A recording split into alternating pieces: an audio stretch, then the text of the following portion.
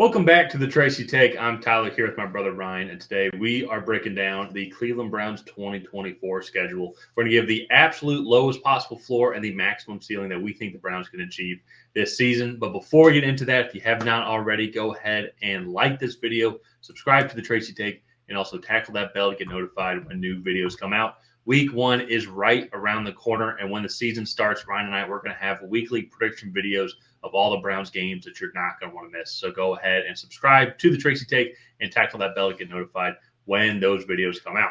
Ryan, before we get into the schedule here, let's quickly recap some of the areas that the Browns improved on in the 2024 offseason. I think to me, when kind of looking at the departures and then when I look at the acquisitions, I think an area where I can say they improved on is at minimum, I don't think they lost.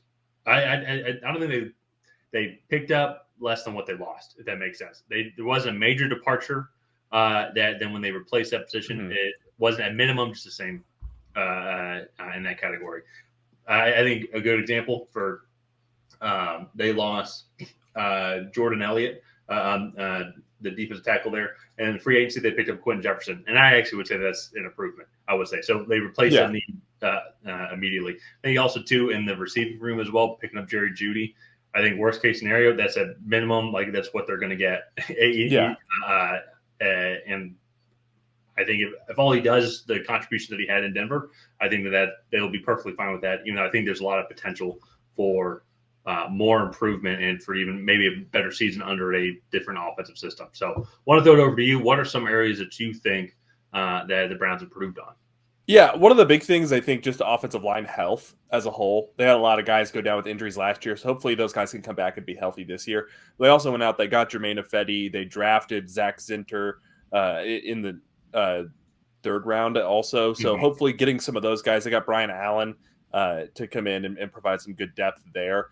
And so hopefully all in all, like the guys, Ethan Pocic, Jedrick Wills, Joel Bitonio, some of the guys that missed some time last year, I think hopefully those guys can come back and play well for them this year. And then I was going to also highlight the receiver room.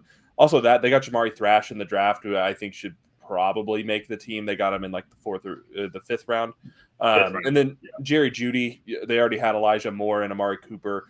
And so going and getting, they really have a three-headed monster there. David Njoku is still a monster. So that'll be really interesting. I will say, also as a Patriots fan, I'm more aware of this situation. The Browns apparently completely overturned their offensive coaching staff outside of Kevin Stefanski. Their offensive coordinator, offensive line coach, and a few other guys are now all gone from the program. So just interesting to see kind of how that plays a role in their development going forward. And then the last thing I want to touch on, Nick Chubb, reports are he's coming back healthy. Just after very traumatic knee injury like that, I'm very interested to see what his explosiveness and like cutting ability and what he'll be like, because a lot of times we see it, that wasn't just a torn ACL. Like his knee was shredded after that play, and very curious to see what it's like when he comes back. Well, and we all want him to come back because he's just one of the best football players to watch in the league here. And so, but like quickly wrapping up, like, and to your point, like offensively, and I don't even say defensively, like on paper, like I would stack this team up against probably any team in the league, just all around, just overall talent. And that's where I think the expectations are so high. They go out, they make all these moves, and they were recapping that in the NFL draft, like kind of this was the last draft that is going to have any impact from that Deshaun Watson Houston Texas trade.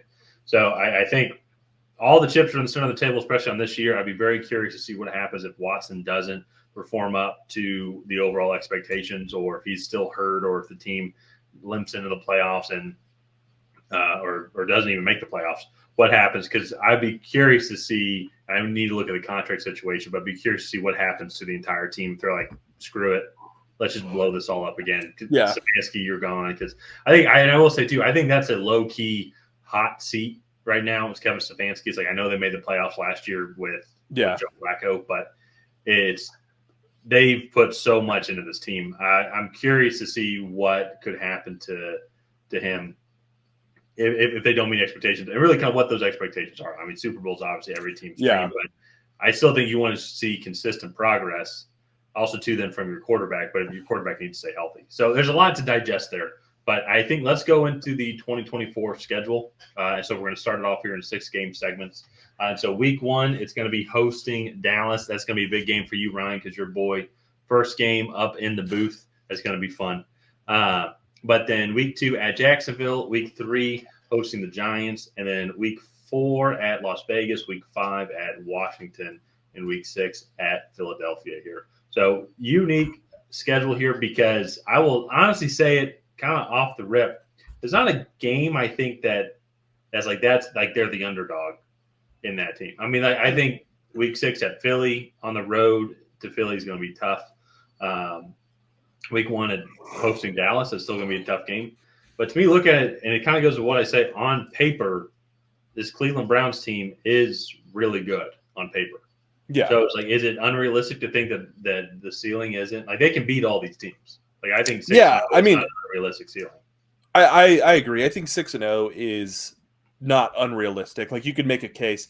I think they're way more physical than Dallas. Philly is the only one that I think is close, and I think that game could go either way. So if we're talking like if we have one coin flip game in a 6-game stretch, I think 6-0 is probably the ceiling there because it's not like there's really a case we can make. And that's one if we want to go 5-1 just to be on the safe side. But Philly's going to be the one that has the best offensive line. Immediately thinking about it, they're going to be the best offensive line because Dallas is kind of having a turnover. They lost a couple pieces, and that's going to be crucial too because Myles Garrett and this defense in front of the Browns is going to be dominant by this entire season. I think they can eat up Dallas's offensive line. They have a young offensive line too, by all reports on the first team. What's being reported from training camp, and then Jacksonville as well. Giants, obviously, Raiders. I think might be up there as improved. Washington, obviously, they have their offensive line struggle. So I think this defensive line is going to eat on some of these weaker offensive lines here. So is 6-0 good for a ceiling? Yeah, 6-0 is good for the ceiling. Okay. I do think probably 3-3 is the floor. I'm thinking 3-3 as well. So Dallas, one of the other 4, and then Philly, I think. I can see Jacksonville or Las Vegas. Yeah, it could give them some trouble because Las Vegas offensive line is decent. You think about that pass rush is really good and can get after this O line. Yeah. So that'll be like some interesting games. The Browns should win weeks 2 through 5 pretty easily. If they're 500 at this point in the season, like that's disappointing because they haven't even had any of their division games, and that's where it's going to get wild for them. And so it kind of actually segue into that next 6 portion, the next section of the 6 games. Week 7 hosting Cincinnati, week 8 hosting Baltimore, week 9 hosting the Chargers, and then you have a week 10 bye. So it's actually kind of unique. They're going to be home. They're going to be in their homes essentially for a month for the NFL season. That's interesting. Week 11 is at New Orleans, and then week 12 hosting Pittsburgh on Thursday Night Football. So 3 division games, and then 2 games against, I would say, fringe playoff teams as well. I will say probably best case scenario. I think best case scenario is probably going to be something like 4-1. Is they maybe lose to either Cincinnati or Baltimore, but then they can win the other one and they beat the Chargers, the New Orleans, the Saints, and then beat Pittsburgh on a shortened week at Thursday Night Football. So I think 4-1 is my ceiling. That being said, though, too, with the AFC North, anything can really happen. I don't want to just give them a win against the Chargers and the Saints because those are still fringe playoff teams. But it's hard for me to see that they're going to lose those 2 games, especially too if worst case scenario they go back-to-back losses in week 7, week 8, then like knowing that they have to beat the Chargers going into a bye and then coming off the bye, being able to actually prepare for the Saints. I still think, especially with this Browns defense, they'll be able to shut down the Chargers offense, and that Chargers defense is just not that good. It's very, very old. Khalil Mack had good numbers last year, but I mean, a lot of that was when they were down by 2 scores and whatnot. So they should be able to beat them. I would say 4-1 is a good ceiling. For the floor, I mean, I think 2-3 is possible. It's 2 and possible 3 is they lose possible. all their Yeah, it lose like I really only am looking at the divisional games because I even think at New Orleans poses a threat, but this Browns team, like just on paper, matches up well with they have this really good pass rush. The Saints had a weaker offensive line. They really only have Chris Olave. They have Denzel Ward and Greg Newsom, Newsom. Yeah. Greg Newsom, and as well like on the back end.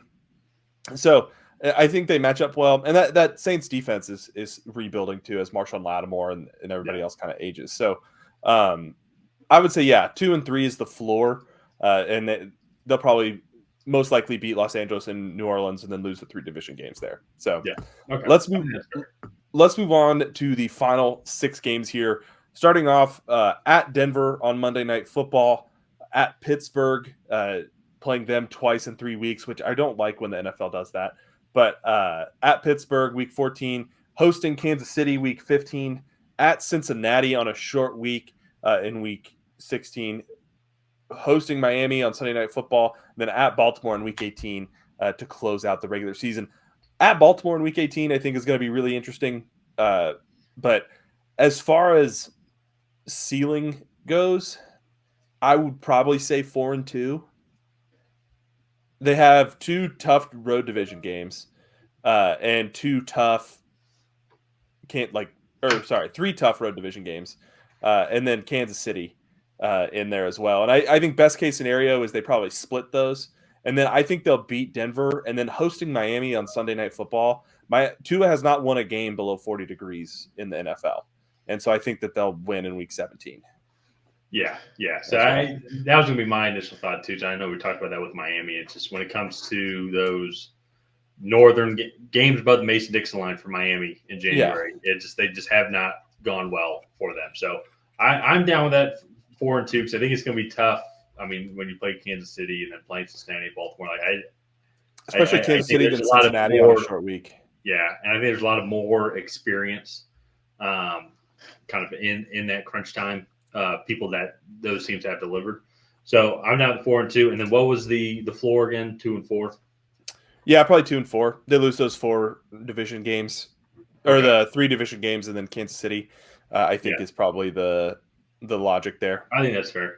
We could, I mean, if we wanted to go 1-5, but I think that's actually a good overall Yeah, rank. Yeah, I think they'll beat Miami week 17. We're putting all of our chips in on that one. So this is a pretty unique spread here, I would say. So with the floor overall will be 7-10. Instantly, already kind of going back to my comment earlier. Kevin Stefanski's fired. He's going to be the yeah, Arthur Smith type firing. Like he's fired, I think, as the plane lands. yeah. um, 14-3 though, that is up to like what Baltimore did last year, but that's probably that's the number one overall seed. If that's not a number one overall seed, that'd be wild. Uh, Yeah. but then so home field advantage going up to Cleveland, and so we had for our record predictions, you had them going 12-5. I had them going 11-6. So definitely a little bit more closer to having a pretty good season. And Yeah. that's to me when I look at it, where it's hard.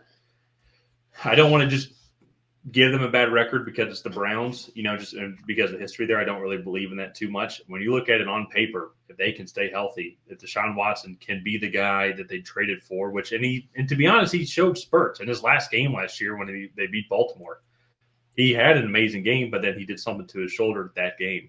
And so then Yeah. he had to have season-ending surgery. So maybe that's like when things were starting to roll. But we'll just have to see. It's going to be interesting, too, to what you talked about, the offensive coaching changes that are going on overall. We'll just have to wait and see. The AFC is just so loaded this year. It's weird to include the Browns in that team. They're normally one of the outlier teams that are not very good. Yeah. But I think they have a shot. Like they have a real shot.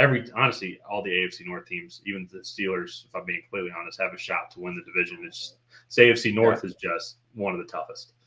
Yeah. No, and I agree with that. My biggest thing with the Browns is how does this offense pan out? Because if they have a start like they did last year and this offense struggles, I could see them getting off to a slow start. But even then, would they finish 10-7 last year or Something 11 and like 6? that.